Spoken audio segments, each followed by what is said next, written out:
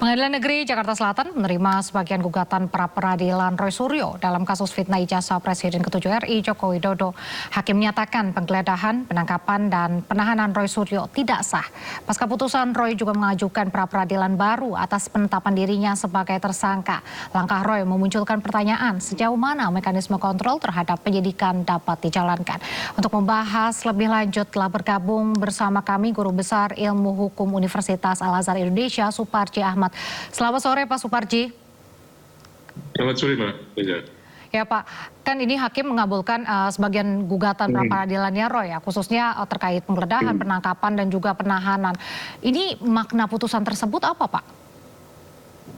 Iya Mbak Reza, bahwa putusan pra-peradilan itu kan berdasarkan permohonan Pak Roy Suryo atas tindakan yang dilakukan oleh penyidik berupa penggeledahan, penangkapan, dan penahanan. Dalam sistem hukum pidana kita memang ada mekanisme tentang pra-peradilan. Pra-peradilan adalah mekanisme kontrol horizontal antara aparat penegak hukum agar dalam menjalankan tugas dan fungsinya tidak melanggar hak asasi manusia, tidak melanggar peraturan perundang-undangan yang berlaku. Melalui pra-peradilan, maka dikontrol tindakan-tindakan penyidik berupa upaya paksa. Dalam hal ini adalah penggeledahan, penangkapan, dan penahanan. Di balik putusan tadi itu, bahwa tindakan penyidik melakukan 3P tadi itu, atau P3 tadi itu, tidak sesuai dengan ketentuan hukum yang berlaku. Pertama, karena penangkapan dan penahanan itu kan dilakukan dalam konteks misalnya seorang tersangka itu adalah tidak kooperatif. Ternyata yang bersangkutan adalah kooperatif, sehingga tidak ada urgensi penangkapan dan penahanan. Maka kalau terjadi penangkapan dan penahanan, maka dianggap melanggar prosedur penangkapan dan penahanan itu. Karena sekali lagi bahwa yang bersangkutan dipanggil, datang, kemudian telah selalu rutin bikin laporan, atau pelapor, kan, wajib lapor dipenuhi, artinya intinya adalah kooperatif. Sehingga penangkapan dan penahanan menjadi tidak diperlukan. Demikian pula dalam konteks objeknya ini adalah pra-peradilan. Pra-peradilan dalam hal soal penggeledahan. Penggeledahan juga tidak memiliki urgensi dalam konteks perkara ini. Karena penggeledahan, penangkapan, dan penahanan itu adalah untuk kepentingan penyidikan. Sedangkan penyidikan ini sudah selesai. Sudah P21. Perkara sudah dilimpahkan. Sehingga menjadi tidak ada relevansi lagi, tidak ada urgensi lagi penggeledahan, penangkapan maupun penahanan, bahwa perkara ini sudah P21 dan tindakan penggeledahan, penangkapan, dan penahanan itu kan kemarin kita dengar secara jelas dari penyidik dengan pertimbangan, yaitu dalam rangka untuk memastikan keberadaan yang bersangkutan, yaitu bahwa seandainya nanti dilimpahkan yang bersangkutan itu ada, dikhawatirkan melarikan diri, maka perlulah kemudian penangkapan dan penahanan. Ternyata tidak. Maka untuk itu menjadi tidak perlu dilakukan tindakan tersebut, karena untuk P21, untuk pelimpahan berkas maupun pelimpahan tersangka sudah bisa dilakukan. Pada sisi yang lain, bahwa pertimbangannya adalah dalam rangka untuk memeriksa kesehatan yang bersangkutan. Sehingga nanti pada saat dilimpahkan, itu adalah kesehatannya tidak ada kendala. Maka ini menjadi pertimbangan untuk dilakukan penggeledahan dan penangkapan dan penahanan. Dalam hal ini tidak sesuai dengan bagaimana pertimbangan ketentuan yang ada dalam KUHP ketika dilakukan 3 hal tindakan tersebut. Maka untuk itu mengingat bahwa ada satu prosedur yang tidak benar dan ada persyaratan administrasi yang tidak dipenuhi, maka kemudian pra-peradilan ini adalah membatalkan tindakan penyidik tadi itu atau menyatakan tidak sah tindakan penyidik. Tetapi pada sisi yang lain bahwa hakim juga mengatakan dengan menyatakan tidak sah 3 hal tadi itu tidak berarti seluruh tindakan yang dilakukan penyidik itu adalah tidak sah secara hukum. Artinya penetapan tersangka dianggap sah secara hukum, pelimpahan perkara juga dianggap sah secara hukum karena memang bukan objek yang diajukan pra-peradilan. Beda konteksnya Kalau kemudian misalnya 3 hal tadi dikabulkan, terus kemudian dinyatakan penyidikannya tidak sah, yang berarti penetapan tersangkanya adalah menjadi batal. Karena penetapan tersangka bukan objek pra-peradilan dan tidak diuji sah dan tidaknya, maka tindakan penyidik dalam melakukan penyidikan tadi itu tidak secara keseluruhan itu adalah batal atau dinyatakan tidak sah oleh hakim. Hanya 3 hal saja tadi itu yang dinyatakan tidak secara sah secara hukum, yang dengan demikian bahwa ini membawa konsekuensi tentunya jelas ini menjadi catatan bagi aparat penegak hukum agar penggeledahan, penangkapan, dan penahanan itu tidak boleh dilakukan melanggar ketentuan yang berlaku, tidak boleh melanggar kepentingan yang tentunya yang diwujudkan. Tapi pada sisi yang lain juga bahwa dengan putusan tadi itu menyebabkan status Pak Roy Suryo masih tetap menjadi tersangka, sehingga nanti tinggal nunggu bagaimana pra-peradilan yang berikutnya, atau kemudian tinggal menunggu tentang sidang pokok perkara. Karena kita dengar bahwa akan ada pra-peradilan babak kedua, dan konsekuensi dari KUHP yang baru bahwa ketika ada pra-peradilan, maka persidangan pokok perkara itu adalah menjadi ditunda menunggu putusan pra-peradilan tadi itu. Inilah beberapa konsekuensi logis yang akan terjadi, dan memang menjadi tidak relevan lagi. Misalnya ada kesalahan prosedur dalam 3 tindakan tadi itu, kemudian diperbaiki, terus kemudian dilakukan tindakan 3 hal tadi itu, penggeledahan, penangkapan, penahanan, karena sudah tidak berlaku lagi, karena sudah bukan lagi kewenangan penyidik. Beda konteksnya, misalnya seseorang menjadi tersangka, kemudian mengajukan pra-peradilan, oleh pra-peradilan dinyatakan penetapan tersangkanya atau penggeledahan, penangkapan, penahanannya tidak sah, maka oleh penyidik dapat melakukan perbaikan administrasi, dapat melakukan perbaikan prosedur untuk dilakukan tindakan-tindakan tersebut. Tetapi mengingat ini sudah bukan kewenangan penyidik lagi, maka penyidik menjadi tidak ada urgensi lagi, misalnya untuk memperbaiki prosedur atau administrasinya. Tinggal nanti berhadapan lagi soalnya dalam pra-peradilan jika benar diajukan pra-peradilan dengan objek yang lain, gitu Mbak Raisa. Baik. Pak Suparji, ini kan putusan ini otomatis mempengaruhi substansi perkara pokok atau hanya menyangkut aspek prosedural saja nih Pak? Ya, ini tidak menyangkut aspek pokok perkara, ya. Sering saya gambarkan bahwa ibaratnya saya atau para sarjana itu melamar pekerjaan suatu kantor. Terus di dalam persyaratan ketika melamar itu harus bawa kamera, harus pakai dasi, harus pakai misalnya sepatu yang rapi. Nah ternyata begitu di depan pintu masuk kantor tersebut, mahasiswa atau sarjana tadi itu mapnya hijau, kemudian dasinya tidak benar dan sebagainya, maka tidak boleh masuk dulu. Nah baru suruh pulang dulu, atau tidak, dengan kata lain tidak dapat diterima laporannya, lamarannya tadi itu. Maka yang bersangkutan bisa pulang, terus kemudian maju lagi, baru nanti ketika sudah maju nanti baru dites kemampuannya. Demikian pula dalam persidangan ini bahwa aspek formilnya dicek dulu sudah benar atau belum. Kalau sudah benar, maka ya berarti ini akan lanjut pada pemeriksaan pokok perkara, mengingat bahwa ini objek tersangkanya ini adalah tidak dijadikan objek pra-peradilan, maka ya perkara tetap lanjut, perkara tidak berhenti untuk memeriksa pada tahapan pokok perkara nanti. Karena apa? Karena status tersangkanya belum dibatalkan dan perkaranya sudah dilimpahkan. Karena yang dinyatakan tidak sah hanya penangkapan, penggeledahan, dan penahanan, dan ini pun sudah tidak ada tindakan seperti itu tadi. Karena sekarang kan sudah tidak ada penangkapan, sudah tidak ada penahanan, dan sudah tidak ada penggeledahan lagi, dan itu sudah terjadi pada masa sebelumnya.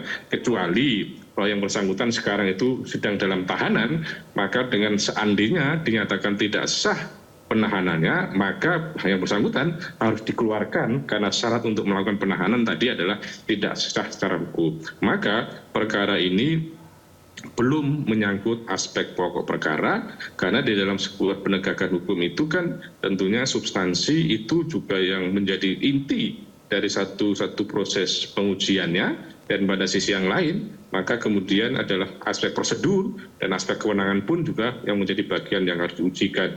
Karena bahwa dalam proses penegakan hukum, baik substansi, prosedur, dan kewenangan itu harus baik dan benar secara integratif. Jadi pada dasarnya bahwa ini juga pasti disadari oleh Mas Roy dan lawyernya, tim penasihat hukumnya, bahwa ini adalah tidak bicara pokok perkara. Pokok perkara nanti adalah disidangkan di Pengadilan Negeri Jakarta Timur ya, kalau tidak keliru, untuk membuktikan apakah memang dugaan atau sangkaan melakukan penghinaan, pencemaran nama baik, fitnah, atau kemudian manipulasi, atau kemudian intervensi data, atau kemudian merubah data, sebagaimana 32, 35 Undang-Undang ITE terpenuhi atau tidak. Dan disitulah nanti persidangan pokok perkara untuk pada akhirnya akan berdampak pada satu putusan, misalnya kalau ada eksepsi, bahwa eksepsinya akhirnya ditolak misalnya, berarti masuk pokok perkara.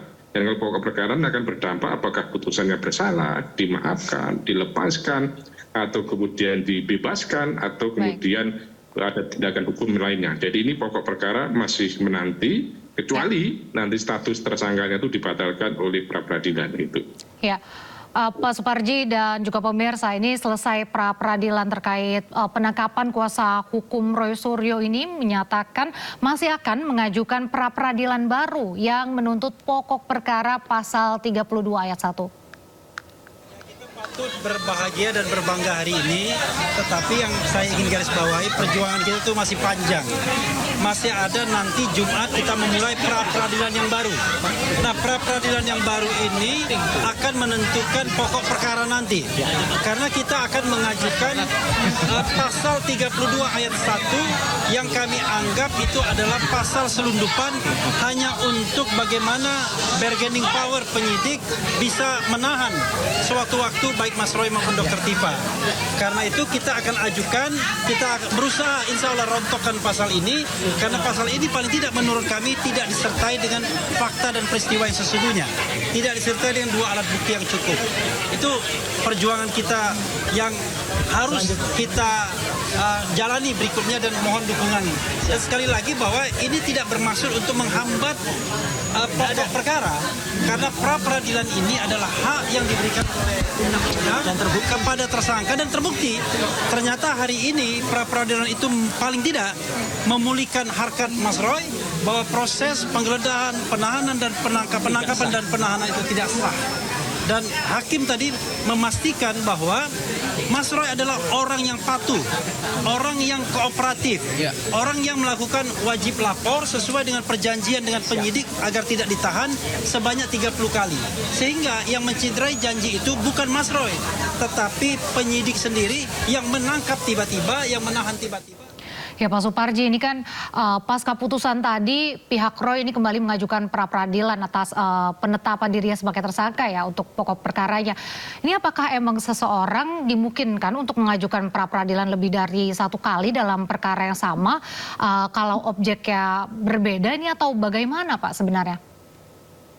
Ya, pertama bahwa dalam pra-peradilan tidak sepenuhnya ya mengenal asas nebis in idem ya. Karena belum menyangkut pokok perkara. Jadi bisa diajukan secara berulang pra-peradilan itu.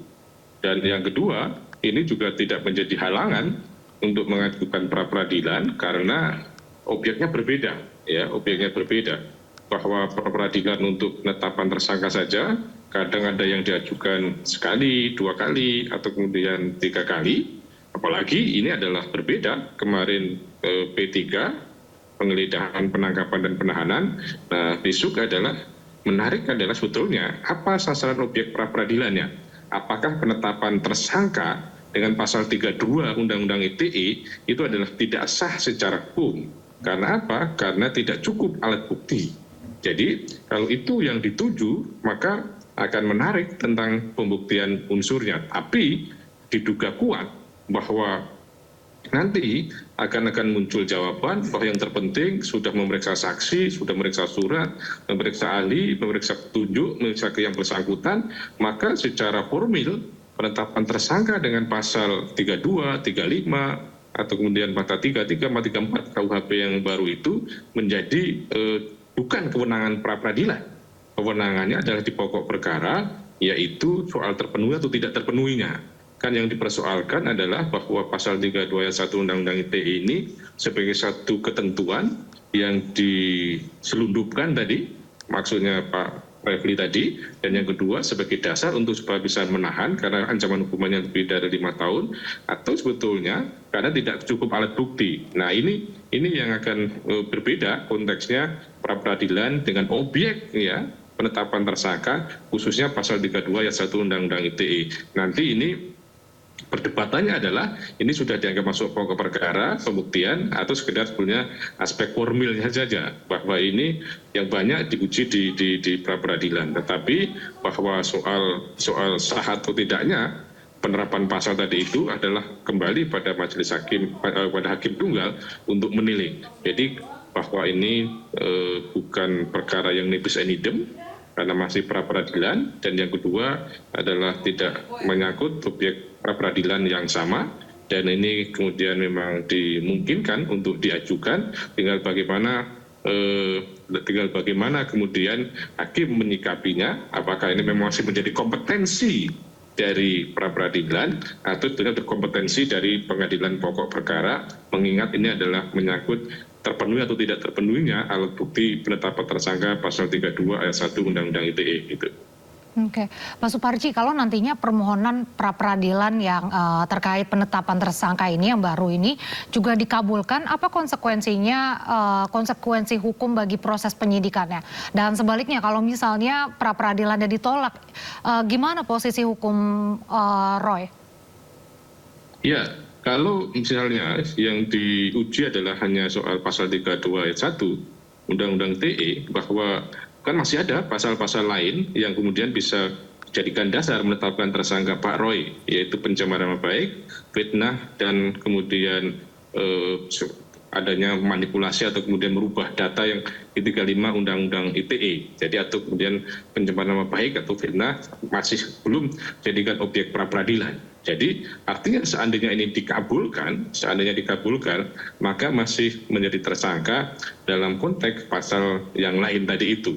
Nah sebaliknya kalau seandainya ditolak, maka ya berarti akan berdampak pada segeranya disidangkan di pokok perkara dengan dasar pasal-pasal yang dijadikan untuk melakukan penyidikan dan penetapan tersangka.